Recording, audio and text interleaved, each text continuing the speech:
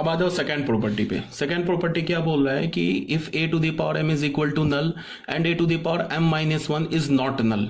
ठीक है, तो हम यहां से क्या कर सकते हैं कि a टू द दोनों साइड इस मैट्रिक्स इक्वेशन में हमने दोनों साइड क्या किया, a मैट्रिक्स से प्री मल्टीप्लाई कर दिया। तो हमें क्या पता चल गया, a to the power m plus 1 वो भी नल हो जाएगा। अब a to the power m plus 1 null हो गया, फिर ऐसे प्री मल्टीप्लाई कर दिया तो a to the power m plus 2 भी नल हो जाएगा and so on.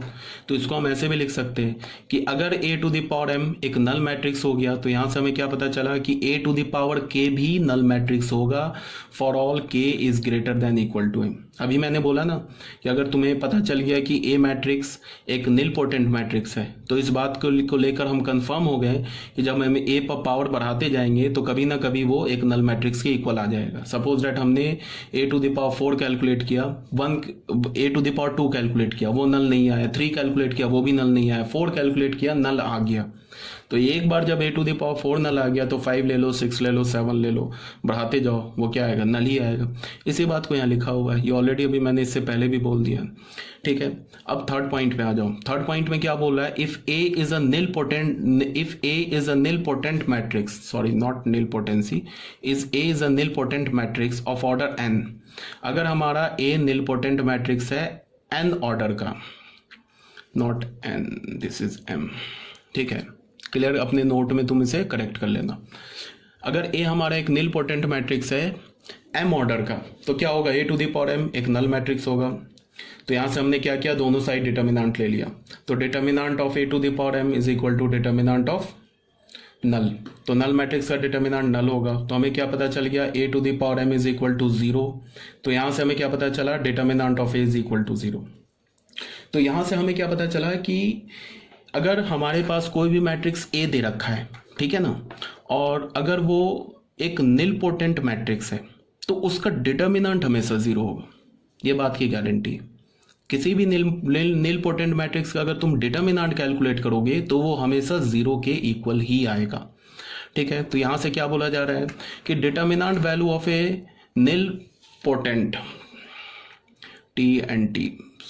Nilpotent matrix is always 0। ठीक है, डिटर्मिनेंट वैल्यू किसी भी निलपोटेंट मैट्रिक्स का 0 होगा।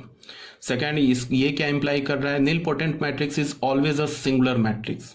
ठीक है, अगर किसी भी निलपोटेंट मैट्रिक्स का डिटर्मिनेंट 0 होगा तो वो हमेशा एक सिंगुलर मैट्रिक्स होगा, इसमें भी कोई प्रॉब्लम नहीं है। अगर सिंगुलर है तो इसका मतलब क्या है, inverse of A nilpotent matrix does not exist. तो किसी भी निलपोटेंट मैट्रिक्स का इनवर्स एग्जिस्ट नहीं करेगा। ठीक है, अब नोट में मैंने क्या लिखा कि if determinant of a is not equal to 0 this implies that a is not a nilpotent matrix. ठीक है, तो तुम बोलोगे कि ये बात तो आपने इस पॉइंट में ही बता दी, दोबारा लिखने की क्या जरूरत है। तो ये क्यों मैंने लिखा है, कभी कभी होता क्या है कि तुम्हें ट्रिकी क्वेश्चन कैसे पूछ सकता है। ठीक है, ये जो मैं बता रहा हूँ कि ये जो भी मैं मैट्रिक्स तुम्हें पढ़ा रहा हूँ ये बोर्ड के सिलेबस में नहीं है। ये तो जब भी आएगा या तो जेई मेंस में आ जाए या जेई एडवांस में, ये ऐसे नहीं पूछेगा क्वेश्चन कि find weather A matrix is nilpotent और नॉट, ऐसा तो क्वेश्चन पूछेगा नहीं, ऑब्वियस सी बात है। तो ट्रिकी क्वेश्चन जैसे तुम जेकेसीटी देख लो या और भी जो प्राइवेट इंजीनियरिंग कॉलेज है उसमें एक ट्रिकी क्वेश्चन ऐसे भी डाल सकता है कि तुम्हें कोई एक मैट्रिक्स ए दे दे, ठीक है, और कोई भी मैट्रिक्स ए दे दे, नॉन जीरो मैट्रिक्स दे दे, और उसको बोले कि check whether this matrix is nilpotent और नॉट, मान लो ऐसा क्वेश्चन दे दे। ठीक है, तो हम क्या करेंगे, कुछ बच्चे क्या करेंगे कि आंख बंद करके पहले a टू द पावर 2 निकालेंगे, 3 निकालेंगे, 4 निकालेंगे, 5 निकालेंगे, वैसे कैलकुलेट करना शुरू कर देंगे और पता चला a टू द पावर 2 पे भी 0 नहीं आया, 3 पे भी नहीं आया, 4 पे भी नहीं आया। ठीक है, तो ये वाला जो हमारा मेथड है ये तो ऑब्वियस सी बात है कि करना एक मूर्खता होगा। ठीक है, ऐसे हमें मान लो कि a टू द पावर 20 पे अगर हमें नल मैट्रिक्स आया तो 20 तक तो हम कैलकुलेट नहीं करेंगे, तो फिर हम क्या करेंगे, तो जब भी किसी मैट्रिक्स को निलपोटेंट मैट्रिक्स बोले प्रूफ करने के लिए तो सबसे पहले हम उस पे पावर कैलकुलेट करने से पहले उसका डिटर्मिनेंट चेक करेंगे। ठीक है, तो हमें अगर मान लो कि ए मैट्रिक्स को बोल रहा है कि check whether it is nilpotent और नॉट, और हमने उसका डिटर्मिनेंट चेक किया और डिटर्मिनेंट पता क्या हमें पता चला कि वो नॉन जीरो आ गया, मान लो डिटर्मिनेंट वैल्यू 2 आ गया, तो यहीं से हमें पता चल गया कि डिटर्मिनेंट वैल्यू 2 आ गया तो मैट्रिक्स निलपोटेंट हो ही नहीं सकता। तो हम वहां से आंसर क्या बोल देंगे, matrix A is not a nilpotent matrix. ठीक है। अब सुनो, determinant is not equal to 0 इस बात को इंप्लाई कर रहा है कि वो मैट्रिक्स निल पोटेंट नहीं है, बट अगर निल पोटेंट है तो डिटर्मिनेंट 0 आ जाएगा। ठीक है, अगर निल पोटेंट है तो डिटर्मिनेंट 0 आ जाएगा, बट डिटर्मिनेंट के 0 आने से तुम उस मैट्रिक्स के का इंडेक्स नहीं फाइंड आउट कर सकते।